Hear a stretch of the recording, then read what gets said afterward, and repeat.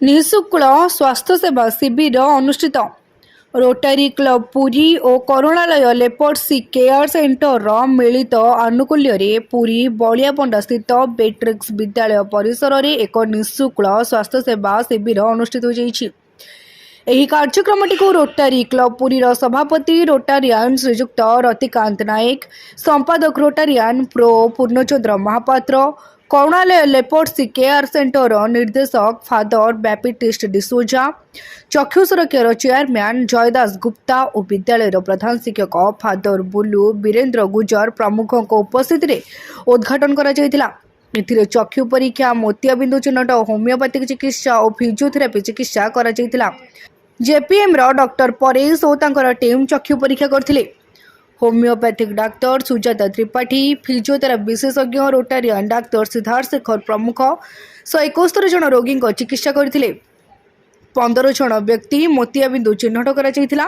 11 जन को अस्त्रोपचार पई कटक पठा जायछि। एथिरे Puri rotary club member Narendra Patra, Narayan दास, सुरेश प्रहराज, मकर बेहेरा, शैलेश बेहेरा, रामकृष्ण पात्र, संतोष लेंका, सुधांशु शेखर महांती, अंजलि पंडा प्रमुख उपस्थित थिले।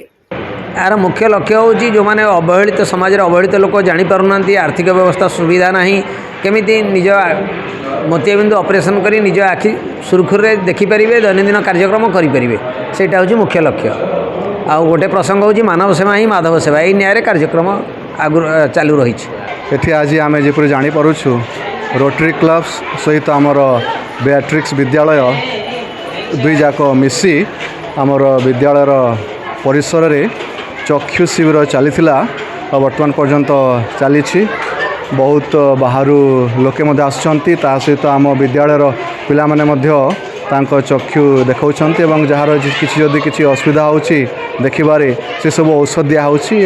रोटरी क्लब तरफ आज प्रकृत 3टा विभाग परीक्षा चली चक्षु एवं फिजियोथेरापी आउ होमिओपैथी। आज आमर गोटे अन्य विभाग थिला जोटा थिला दांत विभाग किंतु कौन से असुविधा कारण आम डाक्तर मैंने आज पहुँची पारे से जोग दे पारे कारण दांत स्पेशली पिला एवं आमर ये लक्ष्य थिला प्रकृत जो आम ये गोटे कैंप करने इच्छा कलु। पुरी रवीन्द्र रंजना निराकार महान रिपोर्ट तीर्थक्षेत्र लाइव।